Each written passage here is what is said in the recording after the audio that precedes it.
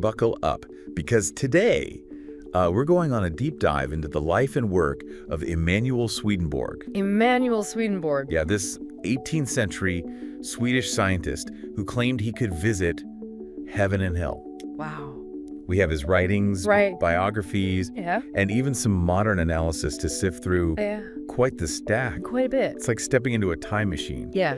And peeking into the mind of a man who straddled the worlds of science and spirituality. So what's fascinating about Swedenborg is that he was a leading scientific mind of his time.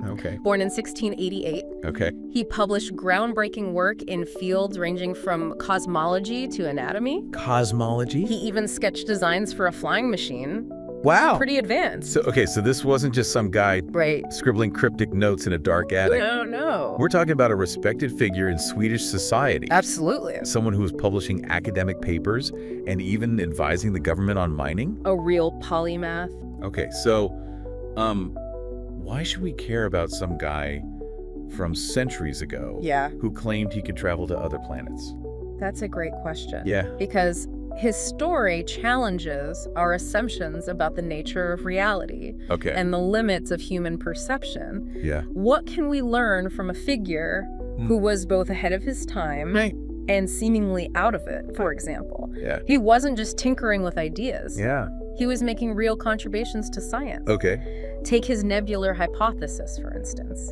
That's the idea that the solar system formed from a swirling cloud of gas and dust, right? Exactly. And while Kant is often credited with this theory, Swedenborg actually proposed a similar idea decades earlier. Wow. He meticulously studied the orbits of planets and the behavior of comets, using his observations to develop a model of the solar system's origins. So he had data. Yes. And he was trying to explain it. He was a true scientist. Wow.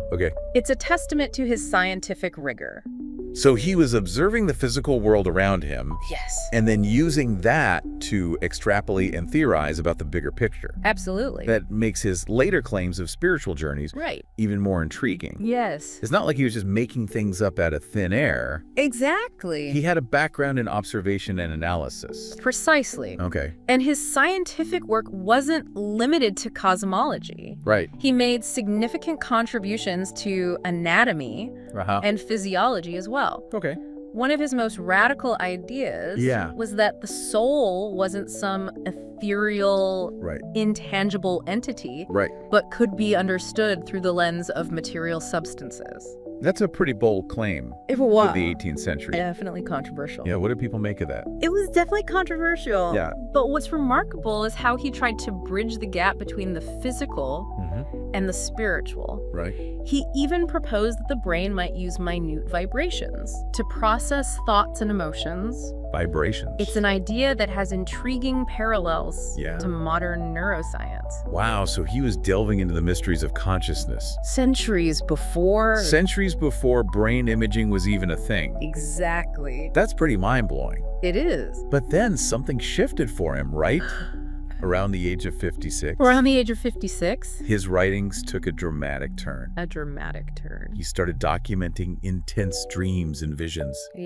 Filled with symbolism and spiritual encounters. A lot of symbolism. And spiritual encounters. He kept meticulous records of these experiences in his journal of dreams. Yes, he did. Offering us a window into his psychological transformation. A very personal look. It must have been a confusing and overwhelming time for him. I would imagine so. Imagine going from dissecting the human body to suddenly claiming you're conversing with angels. That's quite a shift. Yeah. His writings from this period reflected deep inner struggle. Wrestling with something he couldn't fully comprehend, he describes seeing a figure he believed to be the Lord, telling him to moderate his eating habits. That's a bit specific, isn't it? It might seem random, Yeah. but this figure played a pivotal role in his spiritual awakening. Okay. He later claimed that this same figure appeared in his dreams, revealing himself as Jesus, and giving Swedenborg a new mission. A new mission? To reveal the true meaning of the Bible. Oh, this wasn't just a quiet shift in his thinking. It was a full-blown, life-altering experience that completely reshaped his worldview. Exactly, from this point onward. Yeah. Swedenborg dedicated himself to exploring the spiritual realm, claiming he could travel to heaven, hell, and even other planets.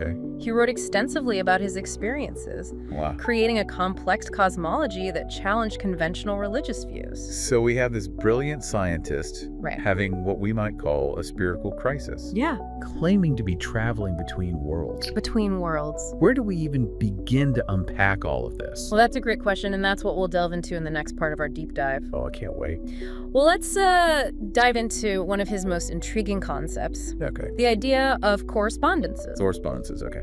Swedenborg believed that everything in the natural world had a spiritual counterpart. Okay. A deeper meaning hidden beneath the surface. So there's more to things than meets the eye. Precisely. It's as if he saw the universe as a giant tapestry. Okay. Woven with threads connecting the physical, spiritual, and divine realms. So it's not just random objects and events. No.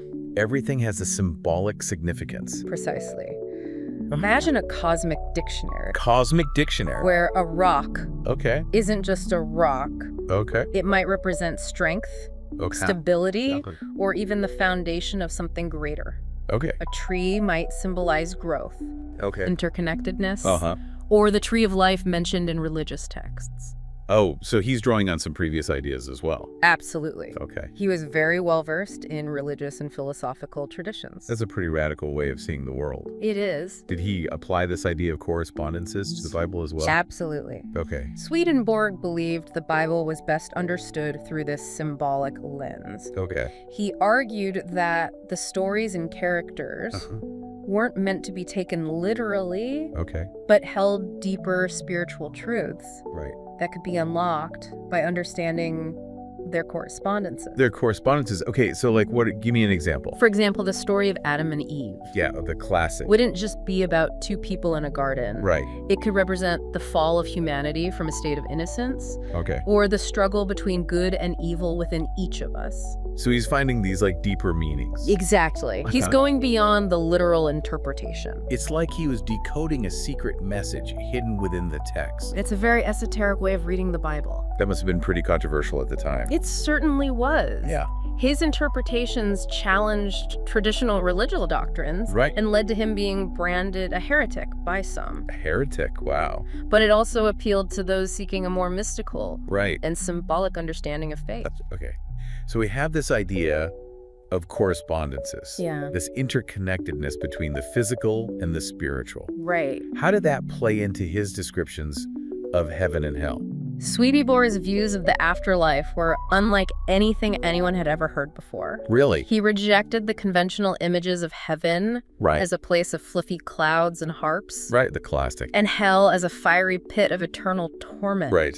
Fire and brimstone. He saw them as states of being. States of being, okay. Reflections of one's inner state. So not physical places. He said heaven wasn't a physical location. Okay. But a state of joy. Okay. Like a state of mind, almost. In a sense, yes. Okay. In his vision, those in heaven were actively engaged in creative work and community. Okay. Constantly learning and evolving. So not just sitting around on clouds. It wasn't about passive bliss. Okay. But an active and vibrant existence. Oh, wow. That's a very different picture of heaven than the pearly gates and angel wings we often hear about. It is. And what about hell? He saw hell as a state of self-imposed isolation. Okay. Where people were consumed by their own negative emotions and desires. So almost like they were trapped in their own minds. Yes, in a way. Okay. He believed those in hell weren't being punished by God. Oh. But were choosing to remain in a state that resonated with their inner darkness. So their own choices led them there. Exactly. It's a fascinating and somewhat unsettling concept. It is. Because it puts the responsibility for our spiritual well-being squarely on our own shoulders. It's a challenging idea. It's almost like he's saying, we create our own heaven and hell through our choices and actions in this life. In a sense, yes. That's a lot of responsibility to bear. It is a lot to consider. But it gets even wilder, right? It does. He also claimed to have traveled to other planets. Yes, he did. Okay, tell me about that. And this is one of the most fascinating and often overlooked aspects of his work. Okay. He wrote a whole book called Earths in the Universe. Earths in the Universe. Where he describes visiting various planets and talking to their inhabitants. Okay. He writes about encountering beings on Jupiter who were deeply intellectual and focused on philosophical pursuits. Oh, really? While those on Mars were more passionate and action-oriented. So he wasn't just claiming that life existed on other planets. No. He was giving detailed accounts of their societies and cultures. That's right. Wow. And he concluded that the universe was far too vast and complex to be solely for the benefit of humans on Earth. He believed that God had created a multitude of worlds. A multitude? Teeming with diverse forms of life. Wow. Each with their own unique purpose and evolutionary journey. It's a very modern multiverse perspective. It is quite remarkable. Centuries before modern science even considered the possibility of life beyond Earth. Yeah, he was way ahead of his time on that one. So we have this brilliant scientist having a spiritual crisis, claiming to travel between worlds. Between worlds. Talking to angels and aliens. It's quite a story. And offering a radical new interpretation of the Bible. A very unique perspective. It's a lot to process, to say the least. It is. What's even more surprising is that his ideas didn't fade into obscurity. They didn't. He had a significant impact on religion. Yes. Art. Yes. And even psychology. That's right. I'm curious about that. Yeah. Who was influenced by his ideas? Well, for starters, Swedenborg's writings inspired the founding of a whole new religious movement. Oh, really? The New Church. The New Church, okay. In 1787. 1787. Okay. They consider his works to be divine revelation. Wow. And see him as a prophet. A prophet. Okay, so they really took his ideas to heart. They did. But his influence extended beyond organized religion. It did. Reaching into the realms of art and literature. Absolutely. Okay, like who? Well, William Blake, okay, the poet, the visionary English poet, was deeply influenced by Swedenborg's mystical ideas. Okay. Incorporating themes of correspondences, spiritual journeys, and the interconnectedness of all things into his work. Okay, so those ideas really resonated with him. They did. Interesting. Blake wasn't alone. Okay. Many artists and writers were drawn to Swedenborg's unique blend of science and spirituality. That makes sense. His concepts of the afterlife, the power of symbolism, and the hidden depths of the natural world resonated with those seeking to explore the unseen dimensions of human experience. So he offered a new way of looking at things. Exactly. And it wasn't just artists and poets. Right. Even Carl Jung. Carl Jung. The groundbreaking psychologist. Yes. Drew inspiration from Swedenborg. He was fascinated by Swedenborg's ideas. Really? How so? Well, Jung's explorations of the unconscious mind, the world of archetypes and symbols, have intriguing parallels to Swedenborg's ideas about soul journeys and the meeting of opposites. So they were both delving into these, like, hidden realms of the psyche. In a way, yes. What's fascinating is that Swedenborg's ideas continue to resonate with people today. They do. His writings offer a unique perspective on spirituality that transcends traditional religious boundaries. Absolutely. He encourages us to look beyond the surface of things. To see the deeper meaning. To seek deeper meaning in our experiences. Exactly. And to recognize the interconnectedness of all creation. It's a very holistic worldview. It's amazing to think that the ideas of this 18th century scientist turned mystic are still relevant in the 21st century. I know, it's remarkable. He certainly challenged us to think differently about ourselves and the universe we inhabit. He did. So as we wrap up this deep dive into the extraordinary life and work of Emanuel Swedenborg, I have to ask, what do you make of him? Well, that's the beauty of it, isn't it? What is? There are no easy answers. Right. Was he a madman? Yeah. A mystic? A visionary? Right. Maybe he was a bit of all of these things? Yeah, a unique blend. But regardless of how we choose to label him, there's no denying the power and originality of his thought. He was a true original. He was. It's like he threw open the doors of perception and invited us to step into a world where science and spirituality could coexist. A world of wonder and mystery. Where the mundane could be seen as a window into the extraordinary. Exactly. His story reminds us that there's still so much we don't understand about consciousness. Right. The nature of reality. Yeah. And the possibilities that lie beyond our ordinary perception. He challenges us to keep exploring. To question our assumptions. And never settle for easy answers. To explore the hidden dimensions of our world. And to never stop searching for deeper meaning and connection. Well said.